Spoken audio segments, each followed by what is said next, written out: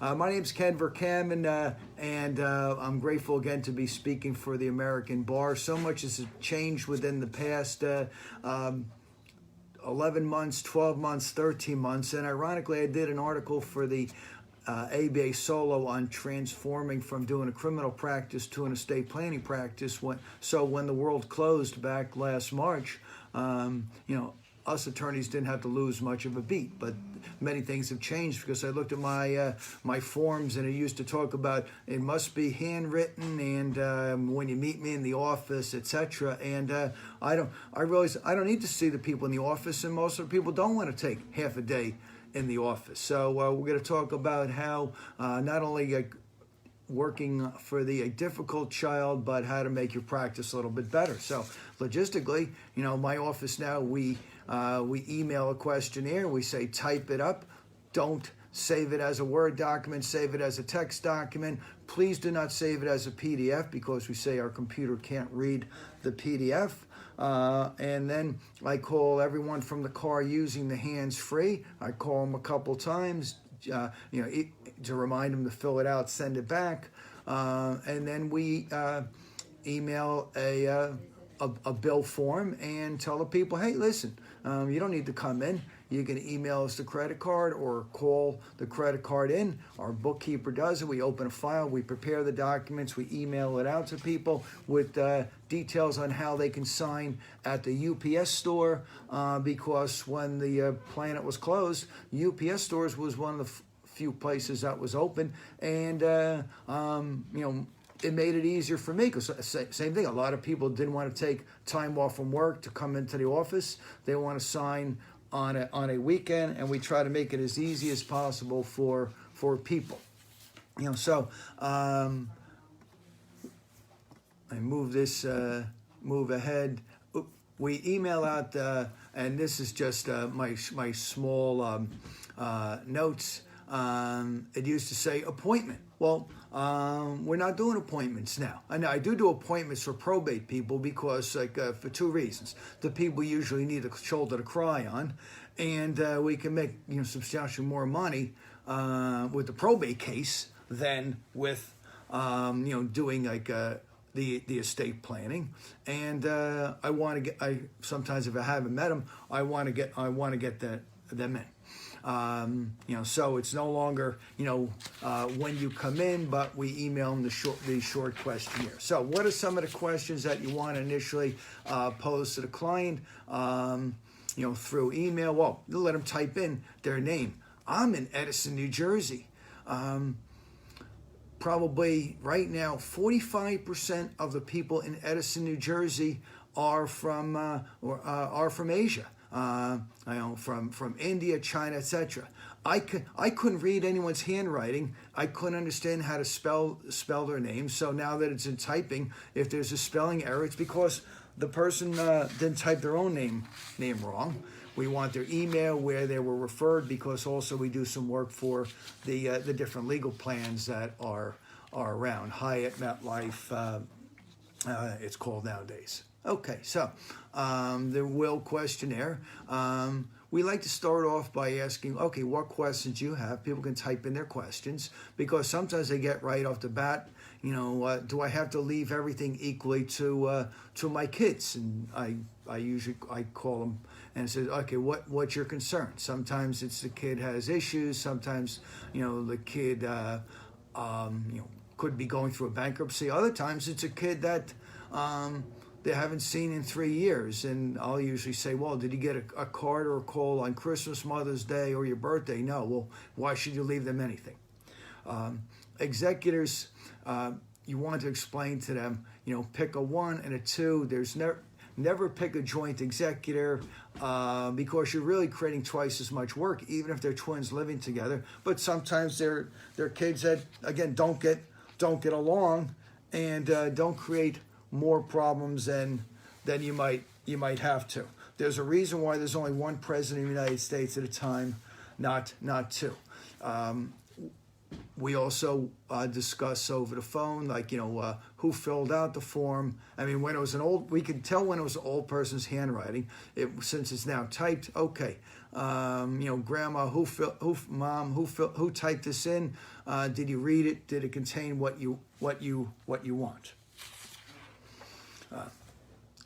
New Jersey is probably the probate easiest state, so we don't need to know substantial things about assets, but we do want to know where you have real estate, the ballpark approximate, and then it's important to go in for the clients and explain to them assets that do not pass directly or don't pass under the will, but pass by either contract or by title. Because people don't understand it. They think their will changes that. No, if the house is owned husband and wife, goes automatically to the survivor.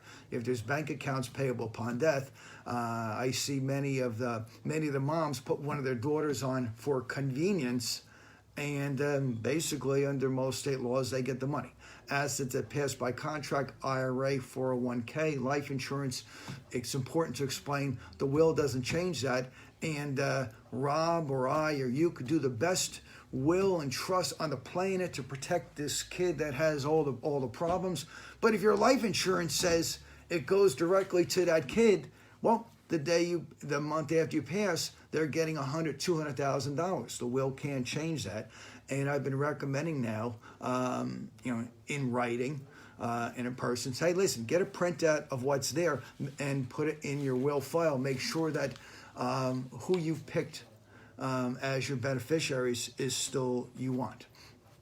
Specific bequests of property. Sometimes people have specific bequests, and they think that just by writing it on a piece of paper and stapling it to the back of the will is sufficient. We also discuss sometimes, I call it the reverse specific bequest.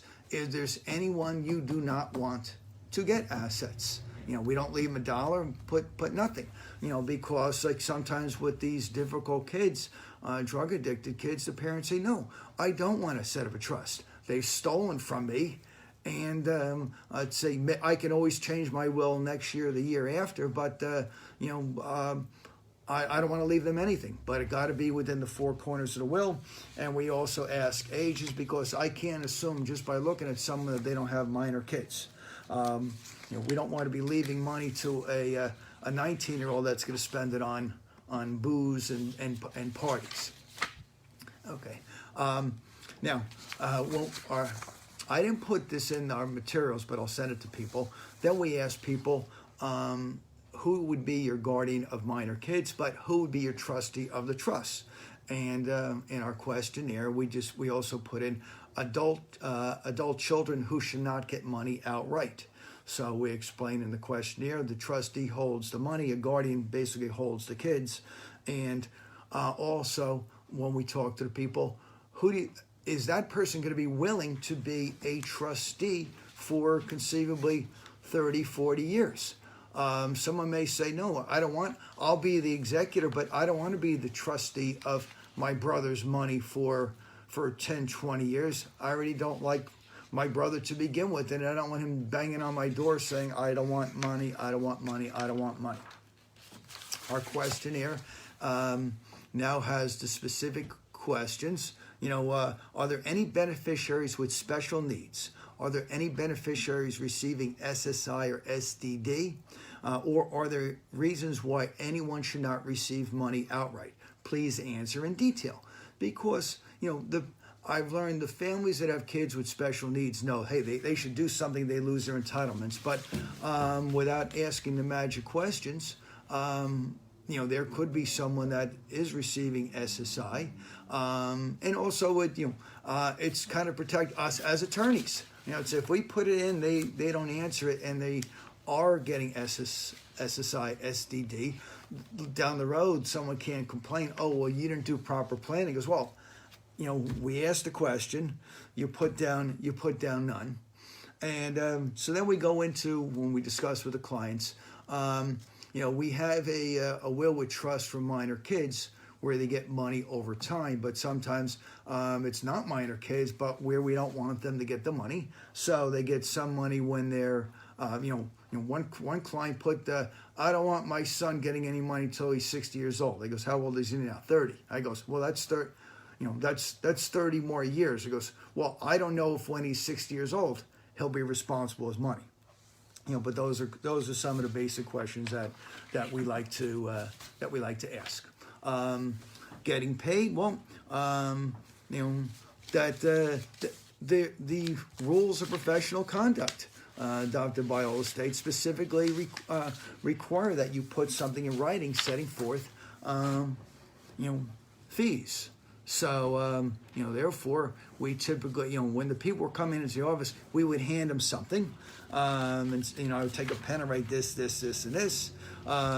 Nowadays, I email them a form saying, okay, the fees are this. You can either pay by credit card, I'd say, and give us the information, I'd say, or you can drop a check through our mail slot. My office reopened back May, but we decided to keep the front door locked most of the time because we don't want people just walking in. They're walking in without their masks on or just want to stop and ask questions. So we tell the people who are coming in, the door's locked, you call from the parking lot. Last summer, we were doing all the signing in the parking lot until it got boiling hot. I have glass screens around my desk. Everyone brings their own pen in.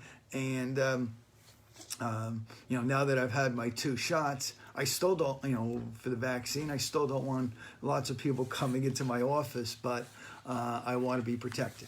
Once we get paid, we prepare the documents and we email out to everyone.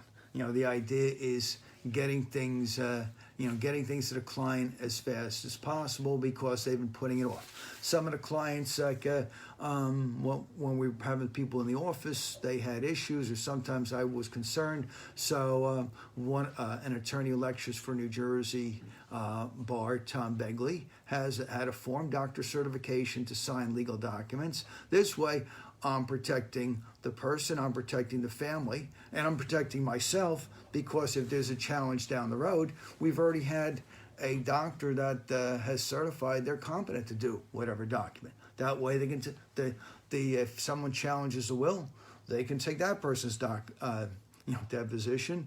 Then sometimes the client says, "Listen, I think we should have a power of attorney for my son who has issues, so that he's like 40 years old, but so I can help him out with stuff." Okay, well, is he competent? Yes or no.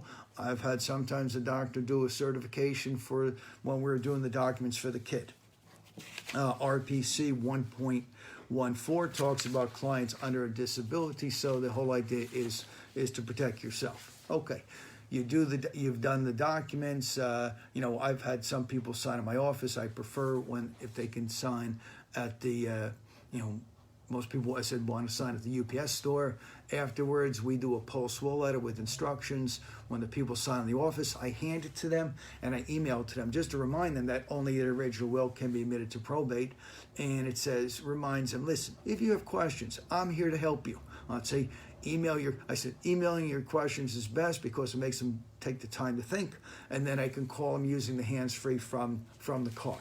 So, with that, I try to talk as fast as possible because Rob is going to be the person that talks about